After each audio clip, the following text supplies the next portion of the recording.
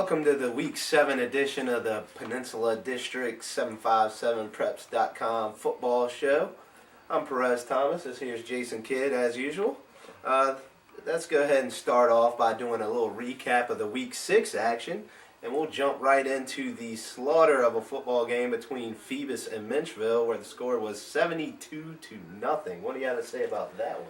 Well, Phoebus was scoring from all angles. They had the second string players scoring, guys backing up the second stringers were scoring. Phoebus put on a show, displayed a good running game, passing when they needed it.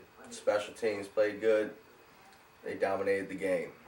Yeah, I have to agree that second and third team looked great. The way Menchville looked in the second half, honestly, I think you could have put the Phoebus JV team out there and they might have got a couple buckets themselves. I mean, I don't know if it was Menchville just, feeling like the game was over and they had no point in trying or not, but it got real ugly in that second half.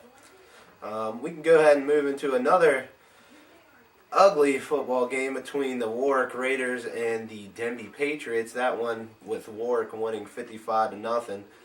Again, a thorough display of domination by the Warwick Raiders. Carden Johnson went over 100 yards, 2 touchdowns. Josh Butler had another good week.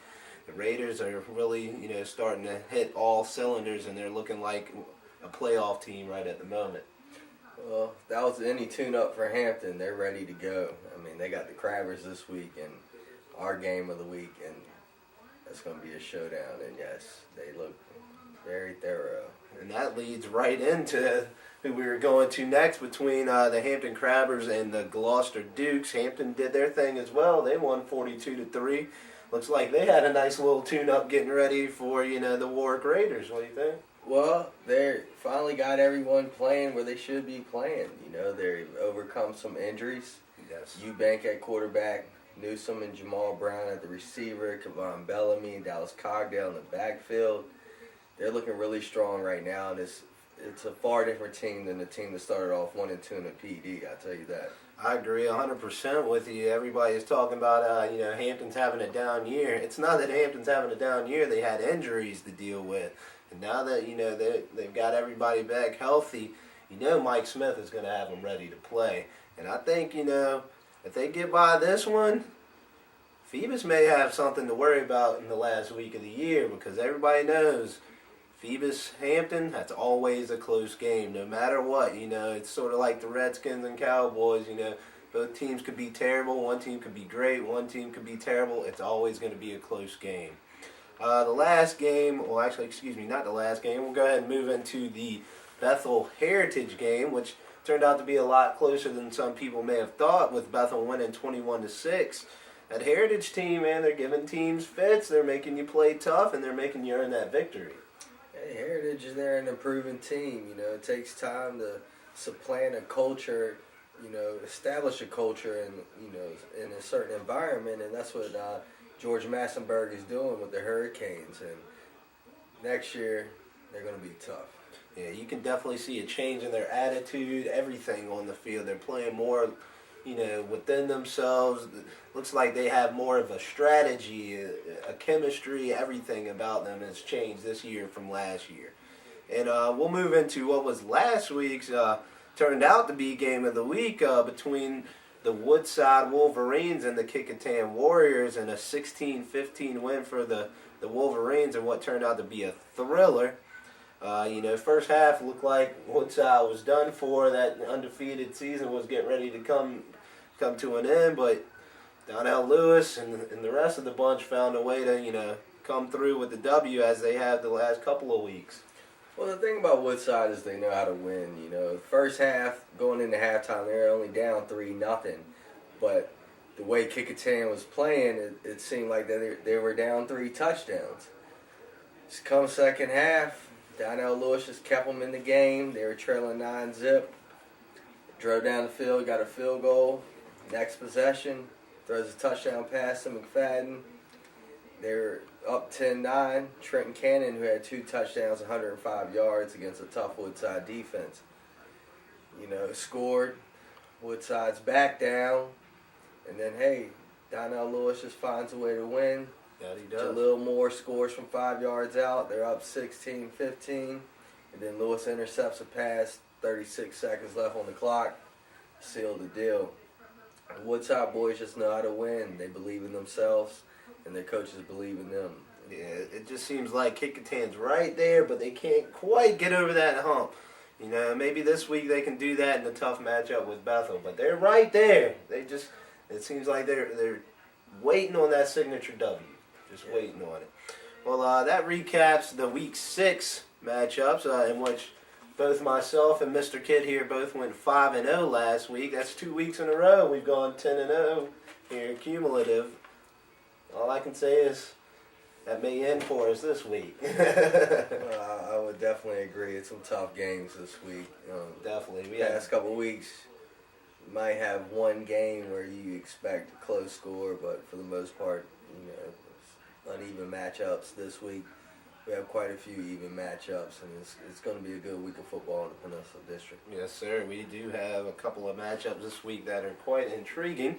And in fact, let's go ahead and move into this week's matchup. We'll go ahead and start off with those Phoebus Phantoms roaring and ready to go. If they play anything like last week, this matchup with Denbigh this week could be 72-0 again, or maybe even worse. I mean, they were firing on all cylinders. You could tell from kickoff. There was no playing around. I think Menchville may have had one first down the whole first half.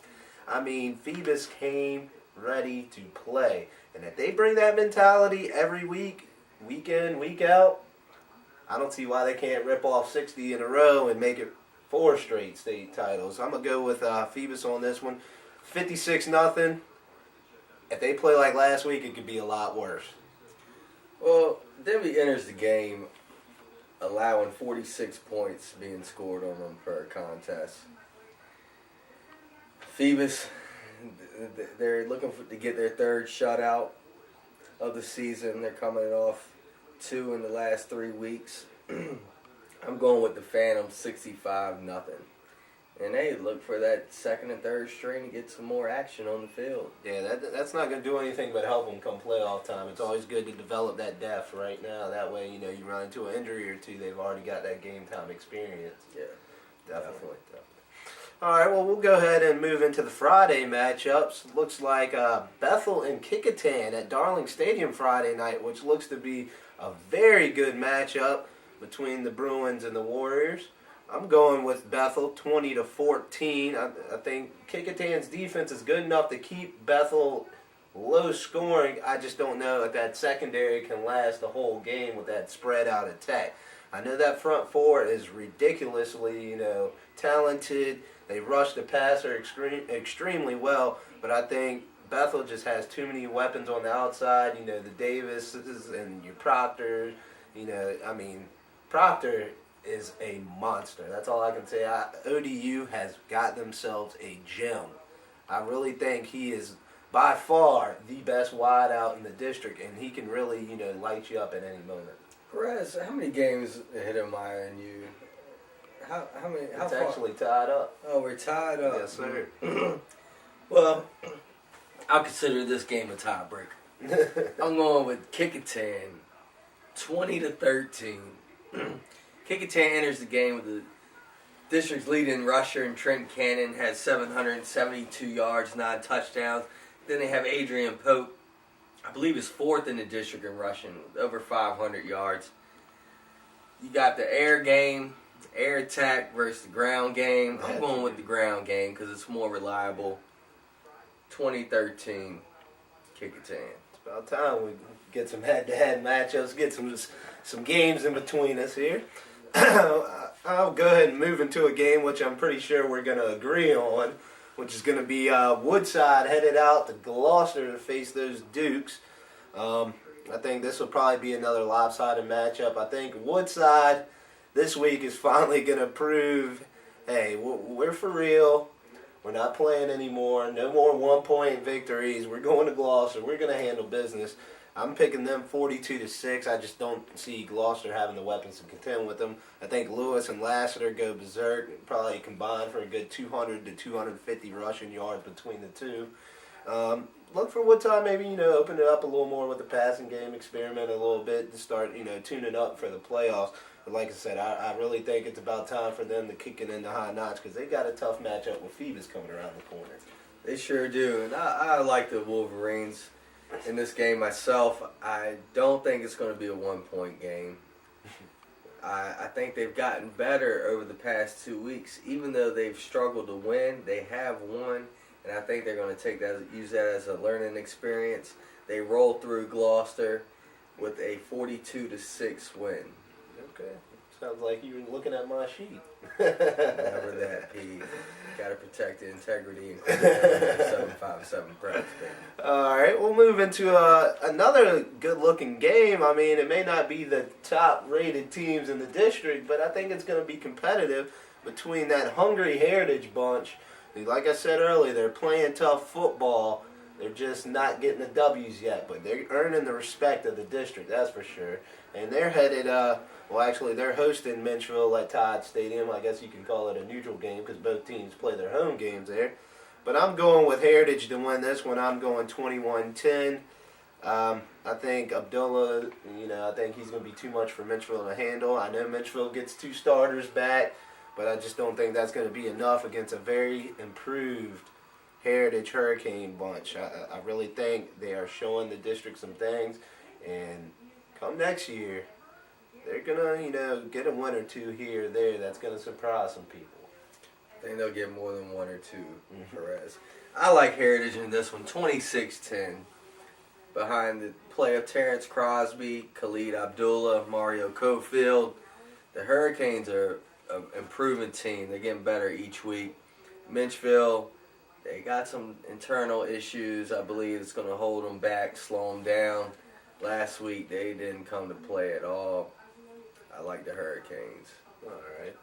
Now we're going to go ahead and move into the matchup of the week, which is Thursday night at, I believe it's Darling Stadium, correct? That is correct. Between the Hampton Crabbers and the Warwick Raiders, and this looks to be a dynamite game. I can't wait for Thursday night. I'm leaving work early just so I can get there and get my popcorn and my drink. I'm ready to go. I really think this could be one of the best matchups of the year. As we said earlier, Hampton is now, about 100% healthy. They're starting to fire on all cylinders. Quarterback Eubanks has been quite impressive as of late. Kecoughtan Bellamy, I'm sure he leads the district with 10 touchdowns. I mean, that's absurd. 10 touchdowns through 6 games. And then you got the Warwick Raiders, who have been in cruise control the last couple of weeks themselves. You got Carden Johnson. You got Eric Poindexter. You got Josh Butler, who, as you've said earlier on, Mike Vick light, and maybe Josh Butler strong. Either way, the kid is phenomenal. He's a tough act to follow. Anyone who comes on the field after him, all you can talk about is Butler.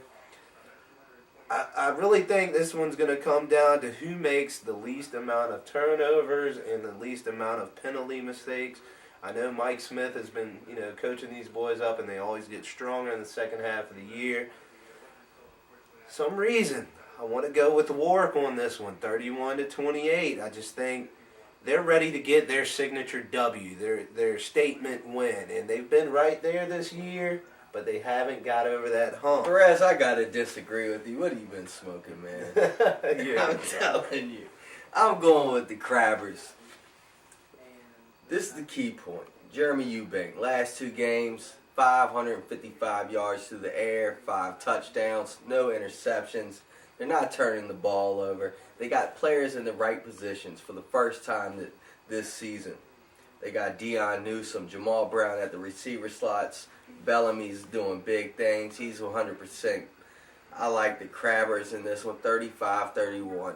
If history repeats itself, Warwick always tends to struggle against Hampton, no matter how good the teams are. They went, I believe, between the 70s and thousands, they went like 30-some games straight without beating the Crabbers. I'm going with Hampton in this one. I just think Warwick's secondary, that might be tough for Eubank to pass on, but we shall see. That will be a very intriguing matchup. That'll go ahead and wrap up the Week 7 757preps.com Peninsula District Picks of the Week show. I'm Perez Thomas. This is Jason Kidd. Again, 5-0, 2 weeks in a row for the both of us. That will change this week. It looks like we've got 2 decisive games to split, so we'll see if we can distance ourselves from each other. Again, be sure to check out the website, 757preps.com. You can always check us out on Twitter at 757preps. Give us a tweet. Definitely. YouTube, you can check us out at youtube.com/757preps. And you can also check out our Facebook page and give us a like or, comment on pictures, stories, anything you'd like. Again, for Jason Kidd, I'm Perez Thomas. Thanks for watching the 757preps.com Pick Show.